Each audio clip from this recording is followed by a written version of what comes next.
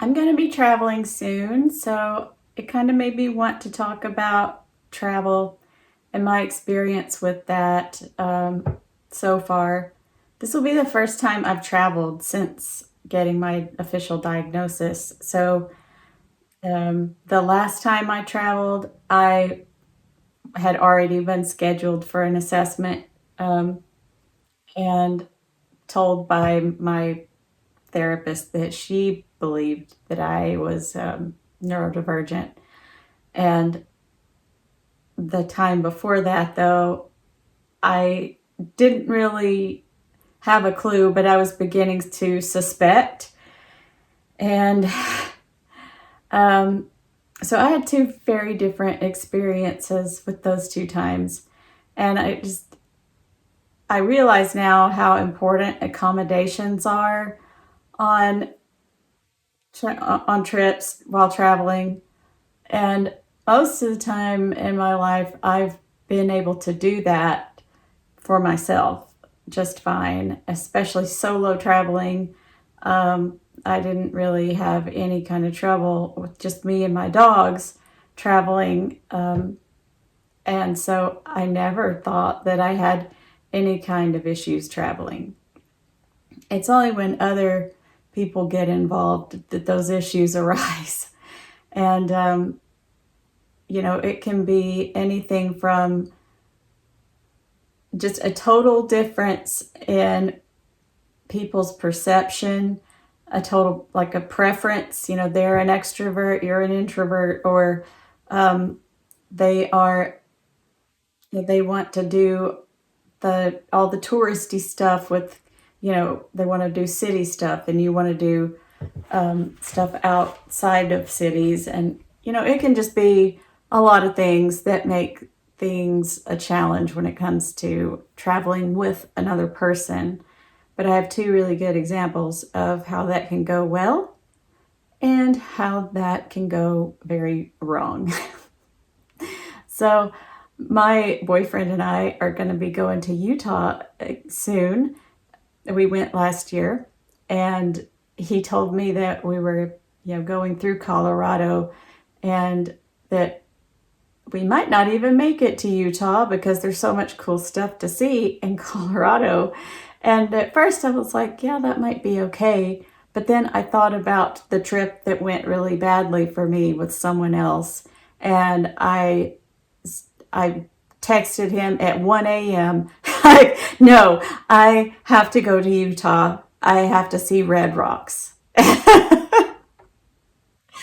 I love rocks, and I love the desert. And I wanted to see the red rocks of Utah instead of Colorado. And I told him, I was like, this is going to sound terrible, but to me, Colorado is just a beautiful obstacle on the way to Utah. And I know Colorado's the popular girl, so, or Colorado, however you want to say it. But for me, I always looked looked past the popularity to, whatever calls to me, and that is red rocks of this variety, this particular variety of rock here, and I feel almost ashamed that I don't know what it's called. I think I should look that up. I did take a lot of geology in college, and I still don't know what this red rock is. And speaking of red rock, someone had asked me about this painting back here. It was propped up against the wall. So I have moved it onto the easel so that it can be in the background there. It's supposed to be the Grand Canyon. I started it, and then I decided I didn't like it. And so I sanded it to remove some of the layers, and it is awaiting a paint over. So, but that's it. Just Colorado River and Grand Canyon sunset. But I love the desert, and I love, the Colorado River is great. And that's one reason why I hate dams. The same person. I mentioned that I have a problem with dams. Um, unless they are made by a beaver. And like, the cute little beavers won't catch any crap from me about building theirs, but I have a problem with the ones that are man-made. So anyway, I will be going to Utah with my boyfriend soon, and we like to kind of have a loose schedule. And here is like the biggest difference between a trip going well for me and a trip going horribly wrong. It's like, to start out with, I do not do well with strict schedules that are set in stone by someone else. I do not do well with that at all, because their schedule has never once in my life taken into account my routine and my sensory needs and everything like that. And if I have any kind of sensory overload, I'm going to need to take a time out. And people that have things scheduled to the minute tend to not have any patience for that whatsoever, in my experience. So that is one thing that is really great about my boyfriend. His traveling style and mine and schedule and just speed of doing things is about the same. Like, we kind of both have a slower pace, I guess you'd say. When traveling, we don't really feel the need to, bust it to get to the next destination. And so, at least not, not in since we've been traveling together. But so, yeah, having a loose schedule. When we plan our trips, we just have a general destination in mind. And I think it's really helpful to do that, to just have a general destination in mind and not have just really strict rules on when you have to be there. And like, I know that doesn't sound very autistic of me to say not have very strict rules or whatever, but for me, I have anticipatory anxiety. So the more things that are there to anticipate, the more anxiety there is for me. And so I don't do well when I have a whole bunch of things on the schedule, because that's a whole bunch of things to dread. And last year when we went to Utah, it was a good thing that we didn't schedule things to the minute, because we broke an axle on the way out there. And if we'd had things scheduled to the minute, then we would have just been screwed. That put us back a whole day. So since we didn't have things just scheduled, a jam-packed schedule, we just he was able to get everything handled. And he's very calm and handles things without panicking, without being angry, without being short. He just calmly handles things. And that eased my anxiety, because I did grow up around people with tempers that, would come out with minor inconveniences. So I freeze and I just cringe, and I'm just waiting for something to happen. And since he handled it calmly, everything was great. And so we like to go overland camping. We built an overland camper together. And camping offers for me a way better sensory experience than staying in a hotel in the city. And yeah, that is weather dependent, very weather dependent. I have Raynaud's, so I have to be very prepared for the weather whenever I'm planning on going camping. I don't do a whole lot of planning, but planning for every single type of weather imaginable is the biggest part of my planning. So we built this overland camper that has a memory foam mattress in it for me, because I'm hypermobile with EDS. And it has a very, very quiet ventilation system with, for condensation and stuff, and blackout curtains. So it's a really great place to sleep. And we take all my safe foods with us and cook on the camp stove. I'm a big fan of quesadillas and grilled cheese and fajitas. So we can do all of those pretty easily. Oh, and breakfast burritos. We can do all of that stuff really easily on the camp stove and um, have no problem, fixing my coffee on the camp stove in the morning or whatever, or even on a campfire if there's a grate. But um, so that just allows for me to have my kind of optimum sleeping environment and all of my foods. So that's a lot less stress for me. And typically we do dispersed camping. So um, that means that basically there's a lot of campsites that don't have amenities like electricity and water. They just have they might have a public toilet at the end of the road, and then down the road will be like little uh, places where people have pulled over essentially and built a fire. And we like doing that dispersed camping because it gets you away from the crowds, and so you have like a lot of noise from other campers or anything that the noise of cities, because these places are always really remote. And um, yeah, I know a lot of people would be like, ugh, the public bathroom, no. Yeah, those can be disgusting. And I've discovered that just nature nature provided the bathroom for me. and and as long as I, take the proper equipment and everything, that is just fine. It's way better than walking into one of those things in some parts of the country. But in Utah, the only ones I've experienced look like they were just built, so that like they're fine. So there's not really a big issue there. Um, my brother was like, I just take disinfectant wipes with me. And I'm like, I would rather die than disinfect a public toilet.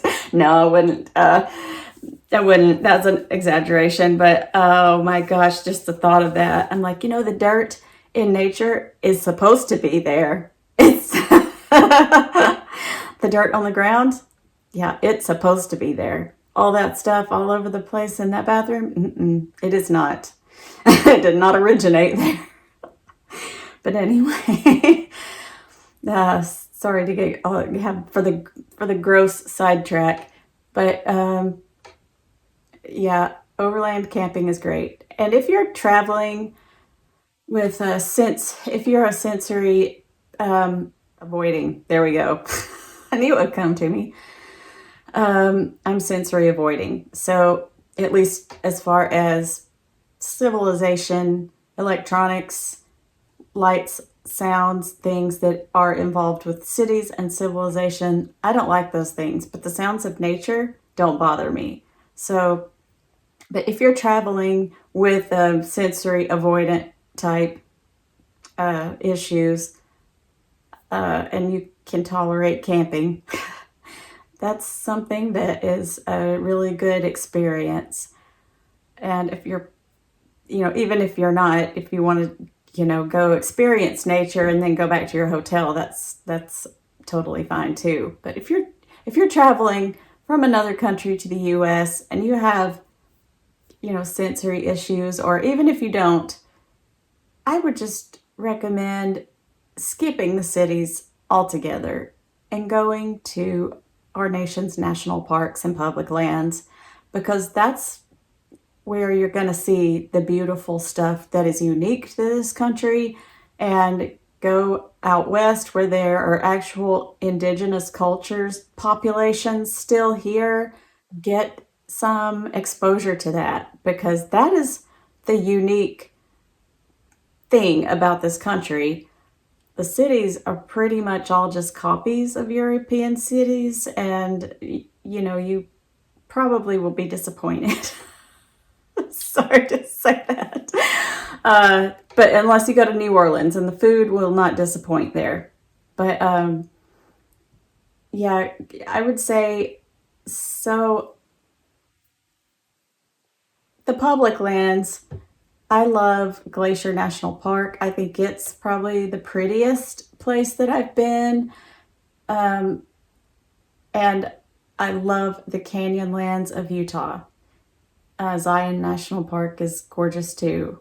Um, some of the prettiest places I've seen though were just public lands like national forest land or wilderness areas. They don't even have a fee to enter. So, if you don't have your access pass, I have one not so great experience that happened right before my burnout. And I believe that it really accelerated the burnout and kind of exacerbated the burnout because of the physical symptoms that it brought on. That caused me even more like physical distress on top of everything else. So I went to Norway, and it's a beautiful country, and that wasn't the issue that at all. If I had just been able to, if I'd just gone on my own and just showed up in Norway with no plan, I would have been much better off. Um, but I had to adhere to someone else's schedule, and they insisted on planning, so they planned things according to how they wanted it. So I had very little say in what we did, and so I just had really wanted to go. And I thought, even though I knew that some of the things like taking a cruise was something I'd never, ever in a million years wanted to do. For one thing, I get land sickness.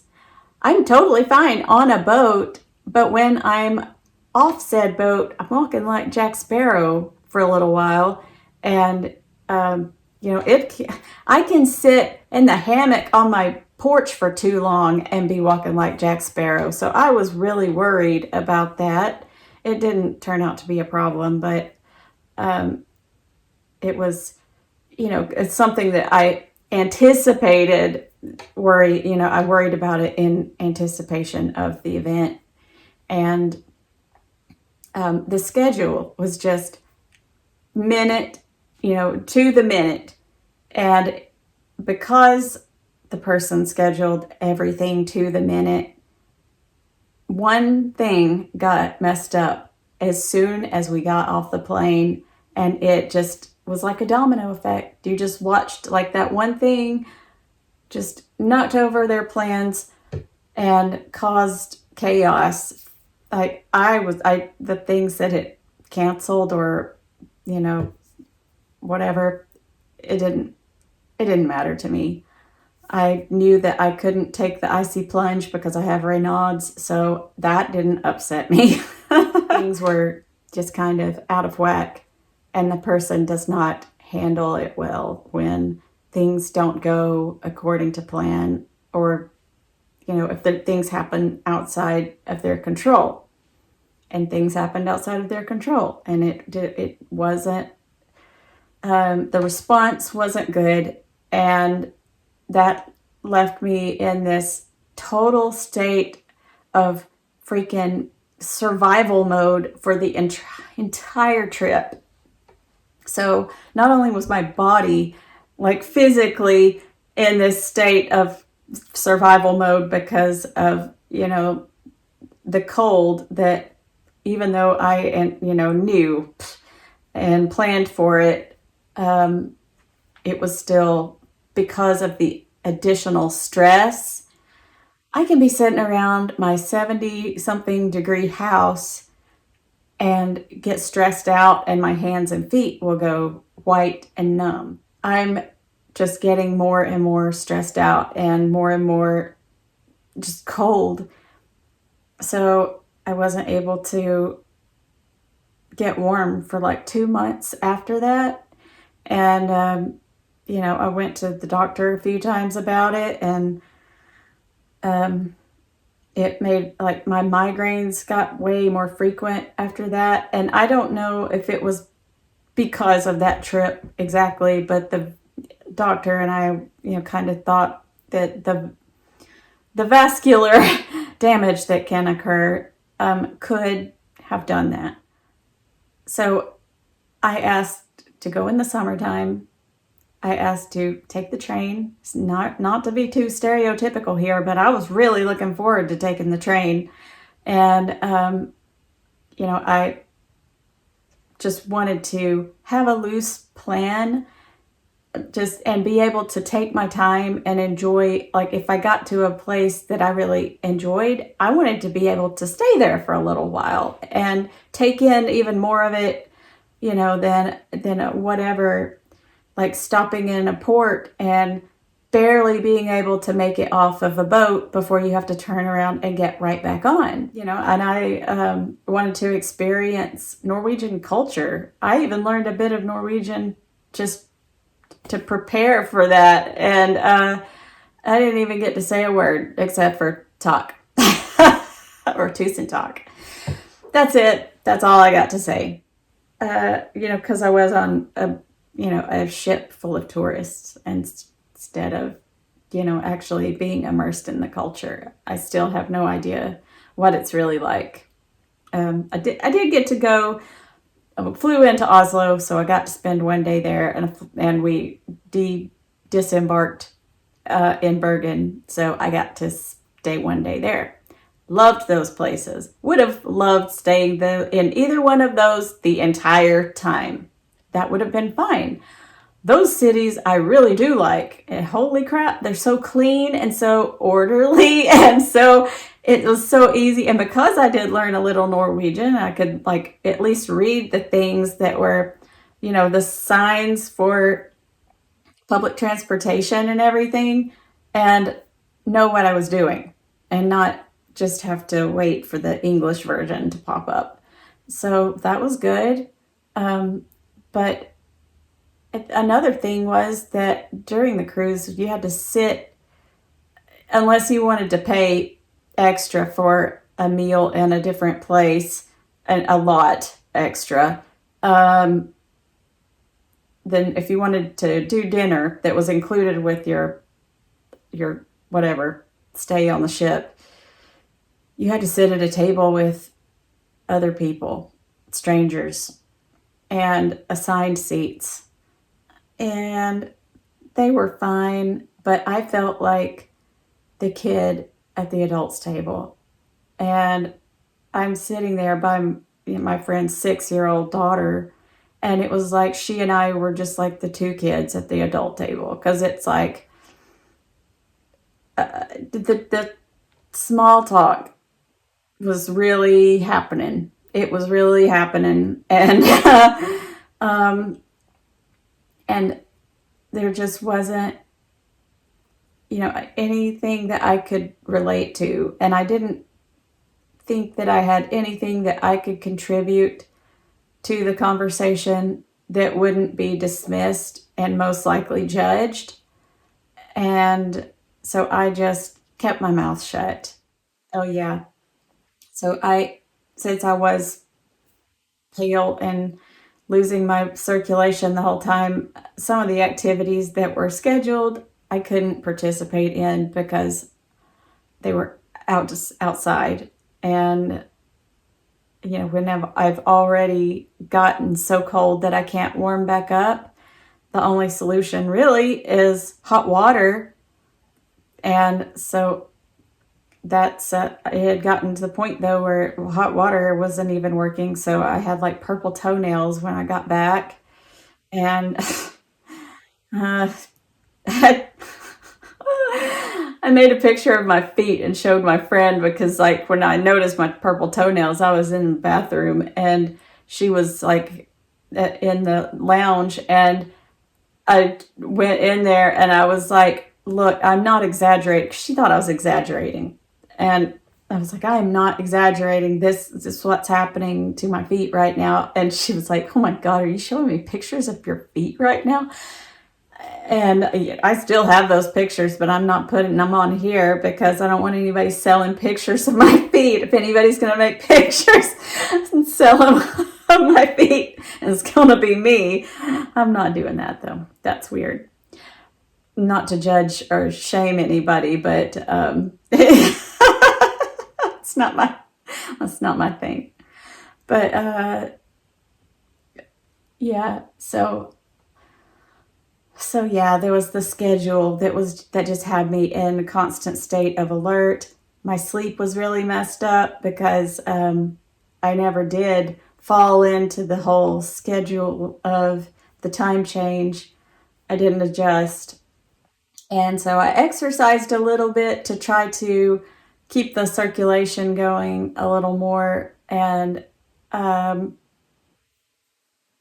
so at least I got to do that a little bit. And the food was good. So I didn't have really any issues with that. It wasn't my regular food, but it was still pretty good. Um, and I'm sorry, but I did go to a pizza place and to go get some tacos when I was there, and kind of got picked on a little bit for my choices of what to eat there. I'm like, I can't. I'm sorry. I gotta eat pizza and tacos, and um, I don't like fish.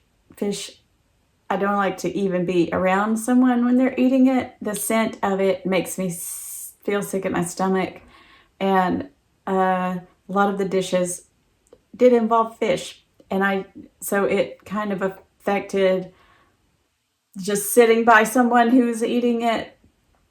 Kind of like affected my just the way I felt physically, and the 6-year-old ate a bowl of mussels and then threw them up. And I'm just like, oh my gosh, this is somebody recording this. This is like a joke. And and then there's also the conflicting feeling there that I'm like, am I being unreasonable? I thought, maybe I'm overreacting. Maybe it's like, maybe things, you know, are, I realize that I can be difficult. I have the ability to do that for sure. And it wasn't just like an overreaction. I wasn't making a conscious decision to be stressed out. It was just that, like, I can't live in this constant state of survival mode, like that panicky, on edge feeling, because every second you've got to be like on alert because you've got to be somewhere this time. And oh my gosh. And it was stressful. And so, but yeah, I had asked to go in the summertime and she chose the winter time. And I had asked to go by train and she chose a cruise. So since she was doing the planning, it was also like after it was done, but when she told me it was already done and scheduled and paid for, deposit paid for, and all that. So there was nothing I could do about it except just not go. But anyway, I'm still playing with my rock. Oh my gosh. Yeah, I do carry this one around with me a lot. I also have, where is it? Oh, this one. I have this one that I found down at the creek, and it has like this perfectly worn spot on it for like if you want to hold it, it's like that. It's got worn spots, and then like that, it's got like a thumb hole on it. It's perfect. It's like the perfect little worry stone, I think is what people call them. Oh, and yeah, and this little spot on the side. So yeah, it's just like, it's completely ergonomically designed rock. But anyway, I'm sure I'll have more rocks to show when I get back. I'm not going to drag out my other rocks right now. Um, I'm sure I'll have more to show when I get back from my trip. But sorry for being so long-winded about that. I think I've needed to vent about that trip for a while now, but it definitely, having that much physical stress accelerated the burnout and kind of exacerbated the things with the physical effects of the Raynaud's and the migraines. But anyway, tell your dogs I said hi, and tell your cats I said psst, psst, psst. And by the way, if you made it this far, I have posted a video of me playing piano and singing on Instagram. So if you're curious, head on over there. I don't post much, but I might start. So anyway,